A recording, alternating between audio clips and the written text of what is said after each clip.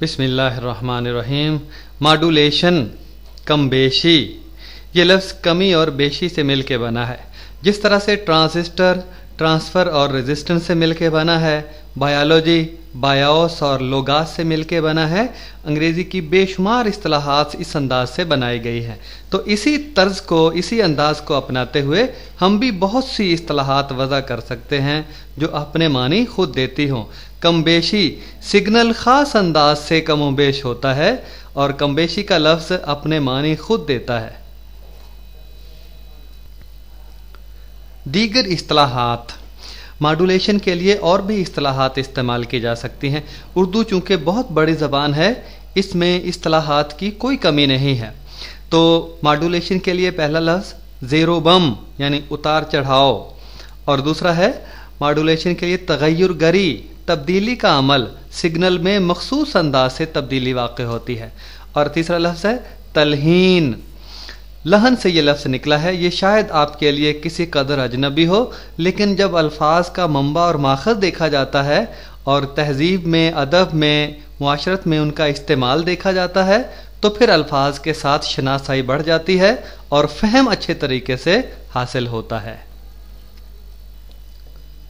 تلحین، آئیے دیکھتے ہیں کہ تلحین کا منبع اور ماخذ کیا ہے۔ لحن یہ ادب کے اندر ہم بکثرت استعمال کرتے ہیں، قرآن پاک میں بھی یہ لفظ استعمال ہوا ہے۔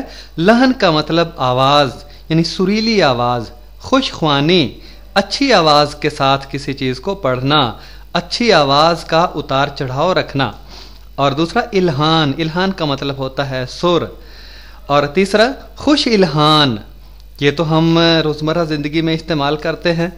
عاطف ایک خوش الہان نوجوان ہے، یعنی عاطف کی آواز اچھی ہے، آواز کا جو زیر و بم ہے وہ خوبصورت ہے۔ اور چوتھا لحن داؤدی مشہور ہے، تلمیحاً ہم استعمال کرتے ہیں کہ داؤد علیہ السلام کی آواز، حضرت داؤد علیہ السلام کی آواز جو سریلے پن کی وجہ سے مشہور ہے، کنایتاً سریلی آواز۔ جہاں سریلی آواز کے خد و خال کو ہم واضح کرنا چاہتے ہیں وہاں یہ لفظ لحن داؤدی ہم استعمال کرتے ہیں تلمیحاً۔ کم بیشی کا مقصد، پرپز آف ماڈولیشن، تحریری ریٹن، تصویری پکٹوریل، سمعی آڈیو اور بصری ویڈیو پیغامات میسیجز۔ تو تحریری، تصویری، سمعی اور بصری پیغامات کو دور دراز مقامات تک پہنچانا، لکھی ہوئی چیز کو، بولی ہوئی چیز کو، کسی تصویر کو، کسی پیغام کو دور دراز کے مقامات تک پہنچانا، یہ کم بیشی کا مقصد ہوتا ہے۔ کم بیشی کا بنیادی اصول، بیسک پرنسپل آف ماڈولیشن، طاقتور موجوں پر کمزور موجوں کو سوار کروا کے نشر کرنا، جیسے گھوڑے، گاڑی یا ہوائی جہاز پر سوار ہو کر سوار دور دراز کا سفر کر سکتا ہے۔ بات بڑی واضح سی ہے کہ جس طرح گھوڑے کے اوپر بیٹھ کر سوار دور دراز کا سفر کرتا ہے، گاڑی کے اوپر، جہاز کے اوپر بیٹھ کر سوار دور دراز کے مقامات تک جا سکتا ہے، بالکل اسی طرح طاقتور موجوں کے اوپر کمزور موجوں کو سوار کر دیا جاتا ہے اور وہ طاقتور موجیں کمزور موجوں کو اٹھا کر دور دراز کے مقامات تک پہنچ جاتی ہیں۔ مماثلت، ریزیمبلنس، میر انیس نے کہا تھا کہ انیس انداز بیاں رنگ بدل دیتا ہے، ورنہ دنیا میں کوئی بات نئی بات نہیں۔ تو بات تو وہی ہے جو پچھلی سلائیڈ میں آپ کو بتا چکا ہوں، لیکن یہاں کچھ انداز ذرا مختلف ہے۔ یہاں آپ کو تصویر نظر آ رہی ہے کہ گھوڑا، گاڑی، ہوائی جہاز یہ طاقتور موجیں ہیں اور جو سوار ہے یہ کمزور موجیں ہیں۔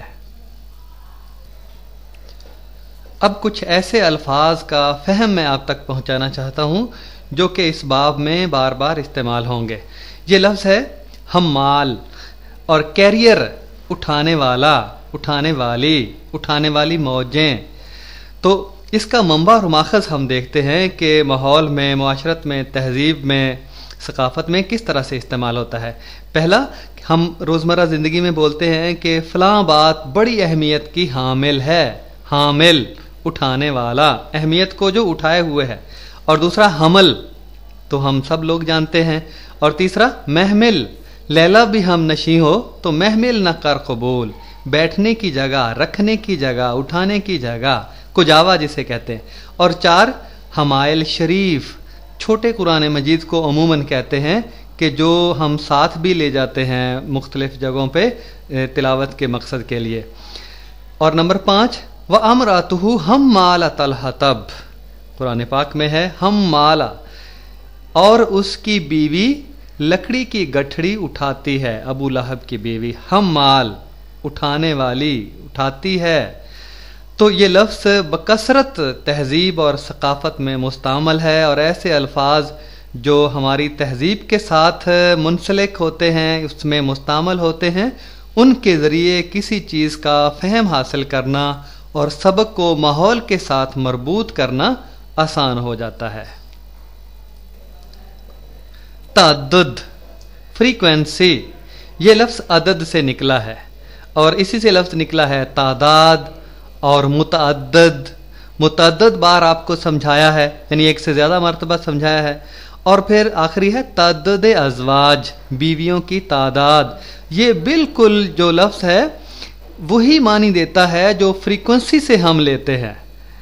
جو فزکس کی کتابوں میں فریکوینسی کا مطلب ہے تعدد ازواج، یعنی شادیوں کی تعداد وقت کے لحاظ